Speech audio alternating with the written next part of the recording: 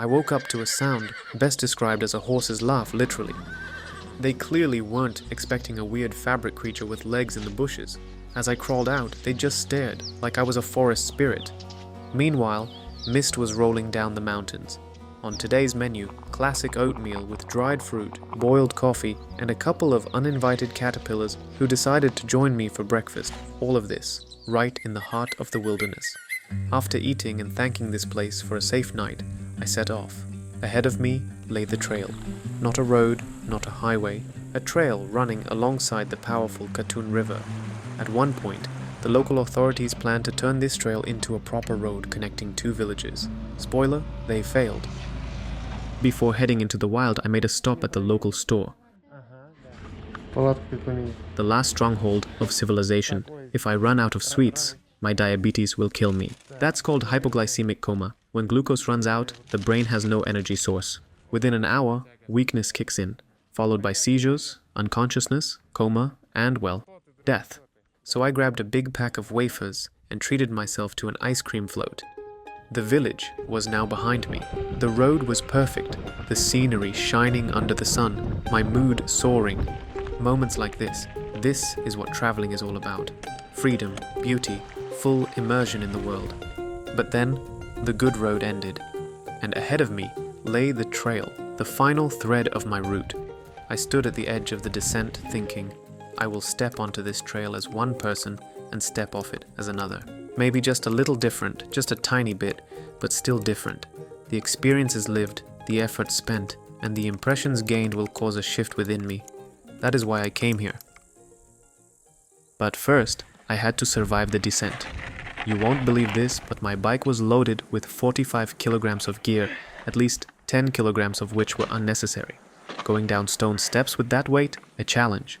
I was more worried about my rack bolts than my own knees. The road gods were merciful, and soon I was rolling through the lowlands until I met someone.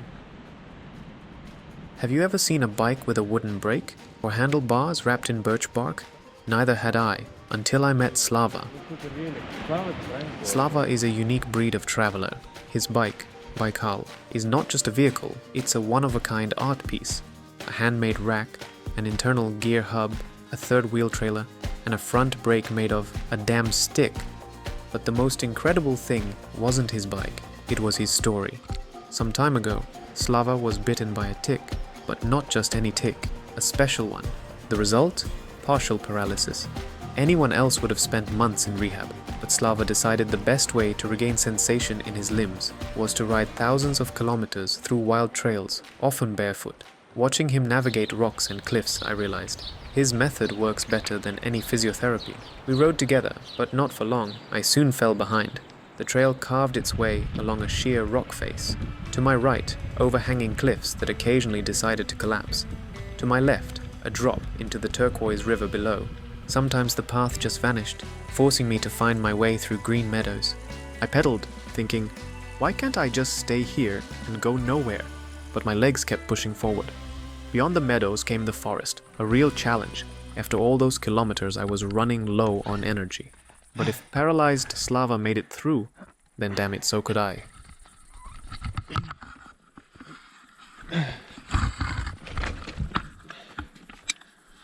At the top of the climb, I found the perfect snack spot, a view of the valley, and a pie from yesterday's cafe.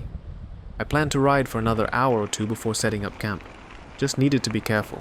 I barely finished that thought when I met Slava again. The man was clearly traveling in a different time zone. I wished Slava a good night and moved on. Crossed a hunter's bridge, past a house, but no one was there to greet me except a flock of sheep. They gave me a wary look and promptly fled. By now, the sky was hinting that I should have camped near Slava under thick trees, but I decided to find a better spot and rode on.